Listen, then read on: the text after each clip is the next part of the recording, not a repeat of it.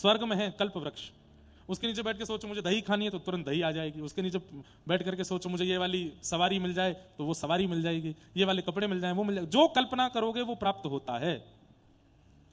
कहते हैं कि एक बार कोई व्यक्ति गया और उसने जाकर के कल्प वृक्ष के नीचे बैठ करके विचार किया, बहुत तेज भूख लगी है, 56 भोग प्रकट हो जाए। तो 56 भोग प्रकट हो गए।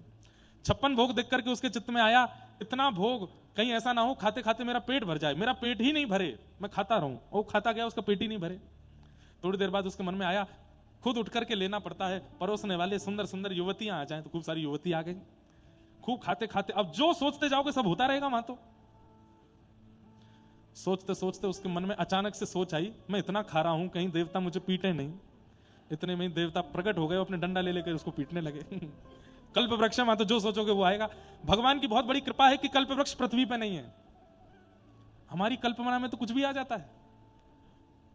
आप लोग कभी, अच्छा मैं आपको क्या बता रहा हूं, आप सब जानते हो, कभी आपस में 5-6 लोग बैठ करके एक दूसरे के भाव साझा करो, अपने अपने भाव बताओ। भाई ऐसे बोल के करोगे तो वो तो सदे हुए भाव देगा। ऐसे ही जब मित्रों के साथ जाते हो तो कभी कभी 1-2 मित्र ऐसे होते हैं, उनकी सोच ऐसी होती है कि वहां कोई जा ही नहीं सकता।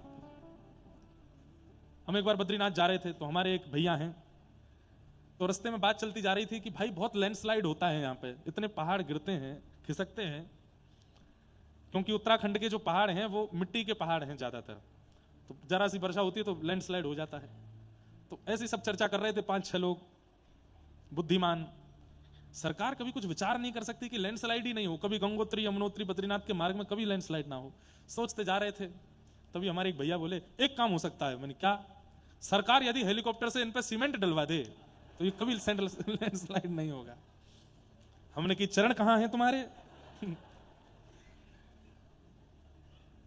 तो ये तो बहुत अच्छी बात हमने बताई जो हम मंच से बोल सकते हैं। लोग तो ऐसी ऐसी सोच रखते हैं कि हम क्या बताएं।